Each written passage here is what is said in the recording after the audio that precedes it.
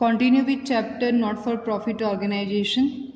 In this video we are going to discuss question number 15 related with fund based accounting. So let us start.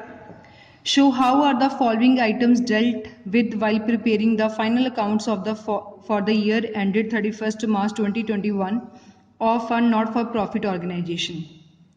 आपको कुछ items given है, आप इस item को कैसे treat करेंगे जब आप फाइनल अकाउंट्स बना रहे हैं एक नॉट फॉर प्रॉफिट ऑर्गेनाइजेशन के. So 3 cases are there. Case number 1, expenditure on construction of pavilion is ₹6 lakh. The construction work is in progress and has not yet completed. Capital fund as at 31st March 2020 is ₹20 lakh. कि एक pavilion construct किया जा रहा है जिसके ऊपर अभी तक 6 लाख रुपीज़ इन्वेस्ट हो चुके हैं. कंस्ट्रक्शन अभी तक कंप्लीट नहीं हुई, that is not yet completed. Capital fund आपको गिवन है 31st March 2020 को, दैट इज़ ₹20 lakh. ठीक है. जब भी आपने फंड बेस्ड अकाउंटिंग स्टार्ट करनी है तो पहले आपने ये देखना है कि जिस आइटम के ऊपर हम कंस्ट्रक्शन कर रहे हैं, जैसे इसमें हम पवेलियन बना रहे हैं, तो पवेलियन फंड जो है वो क्वेश्चन में आपको गिवन है कि नहीं गिवन. इस केस में हमें सिर्फ कैपिटल फंड गिवन है और हमें ये बताया गया है कि पवेलियन के ऊपर अभी तक कितने पैसे इन्वेस्ट हो गए, 6 लाख रुपीज़. ठीक है, मतलब पवेलियन पूरा बनकर रेडी नहीं हुआ बट उसमें 6 लाख रुपीज़ इन्वेस्ट हो चुके हैं. सो हमें जो पवेलियन है वो दिखना शुरू हो जाएगा, उसका जो वर्क है वो दिखना शुरू हो जाएगा. मतलब एक हमारी एसेट जो है वो बन रही है बट अभी तक बनकर तैयार नहीं हुई, that is called work in progress. Capital fund हमें पता है, सिंपली जैसे कंपनीज के केस में या सॉल प्रोप्राइटर के केस में हम कैपिटल वर्ड पढ़ते हैं क्योंकि वहाँ जो मालिक है वो पैसे लेकर आता है. इस केस में वही पैसे जब एनपीओ में इन्वेस्टेड होते हैं उसको हम बोलते हैं capital fund. End fund is a part of balance sheet. जब भी आप फंड सुनेंगे तो फंड हमेशा ही बैलेंस शीट में आएगा. So let us start with the treatment of case number 1. So case number 1 में बैलेंस शीट बनेगी. So हमने हेडिंग लिख ली, an extraction of balance sheet as on 31st March 2021. Format is liabilities amount, asset amount. अब case number 1 में है कि अभी तक कंस्ट्रक्शन जो है पवेलियन की हो रही है और पवेलियन के ऊपर हमने 6 लाख रुपीज़ इन्वेस्ट कर दिया है. मतलब हमारी जो एसेट है वो दिखनी शुरू होगी बट अभी बनकर पूरी रेडी नहीं हुई, तो इसको हम एसेट साइड लिखेंगे क्योंकि वर्क इन प्रोग्रेस है. सो लिख लिया pavilion in progress, that is ₹6 lakh. साथ में आपको बोला गया है कि कंपनी के पास, एनपीओ के पास कैपिटल फंड भी है. जब फंड की बात आती है that is started from balance sheet.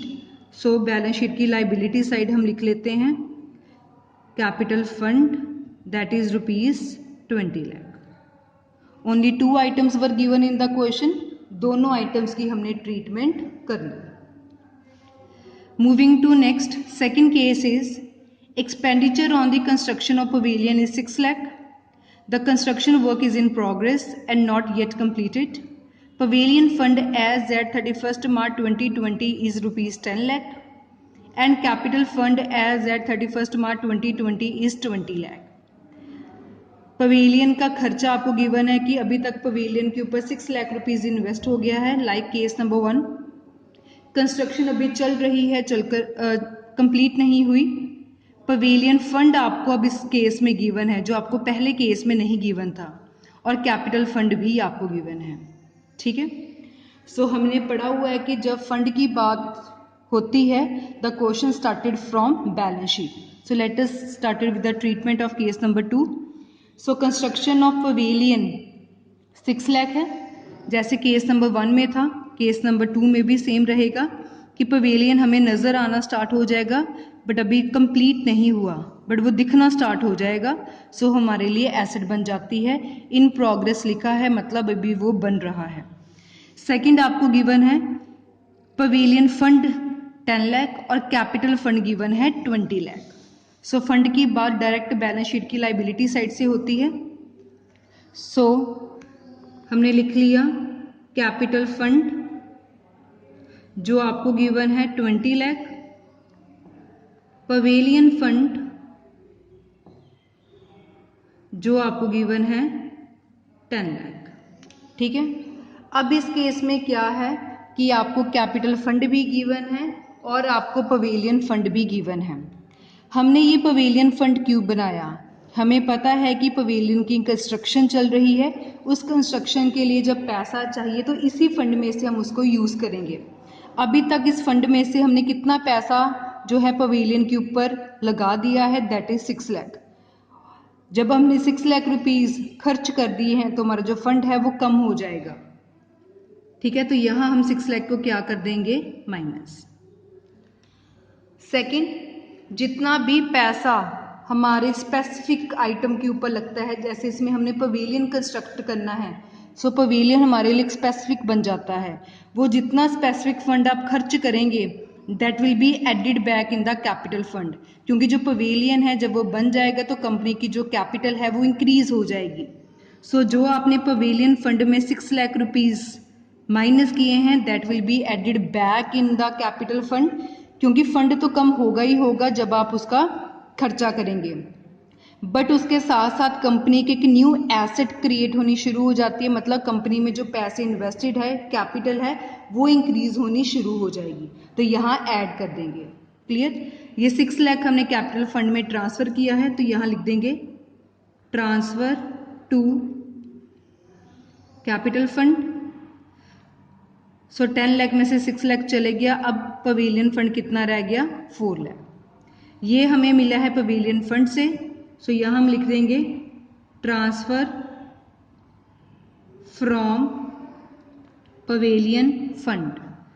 पहले 20 लाख था, 6 लाख और आ गया, अब कितनी कैपिटल होगी? कैपिटल फंड कितना हो गया? 26 लाख। एक बात हमेशा याद रखनी है, जब भी किसी एसेट कि आपके पास ट्रीटमेंट आएगी, जो वर्क इन प्रोग्रेस होगी, इसकी 3 जगह ट्रीटमेंट करेंगे।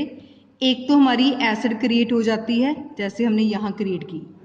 सेकंड, वो अपने रिस्पेक्टिव फंड में से, जैसे पवेलियन का वो फंड था, स्पेसिफिक फंड था, उस पवेलियन फंड में से उसको क्या कर देंगे? Minus. Third treatment, capital fund में वो क्या हो जाएगा? प्लस। ये केस सिर्फ तभी लगेगा अगर क्वेश्चन में आपको कोई एसेट गिवन है और जो एसेट है वो वर्क इन प्रोग्रेस है, तो 3 जगह इसकी ट्रीटमेंट होगी। Hope it is clear to you. Moving to next case number 3, expenditure on the construction of pavilion is 6 lakh, construction work is in progress and has not yet completed. Pavilion fund आपको given है 10 lakh, capital fund आपको given है 20 lakh, donation received for pavilion on 1 January 2021 is 5 lakh. सारे point बिल्कुल same है, बस एक new point आया है केस नंबर 3 में, that is donation of ₹5 lakh. अब डोनेशन हमें पवेलियन के लिए मिली है तो वो पवेलियन फंड में डायरेक्ट जाएगी। जब डोनेशन मिली है तो हमारा जो फंड है वो इंक्रीज हो जाएगा। बाकी सारे पॉइंट्स की ट्रीटमेंट सेम रहेगी। So let us start. Pavilion अभी तक 6 लाख का तैयार हो चुका है, उसके ऊपर 6 लाख रुपीस खर्च हो चुके हैं। सो पवेलियन इन प्रोग्रेस हमने लिख लिया 6 लाख। ये बिल्कुल सेम रहा पॉइंट जैसे हमने पहले किया है। आपको कैपिटल फंड गिवन है 20 लाख, हमने वो लिख लिया।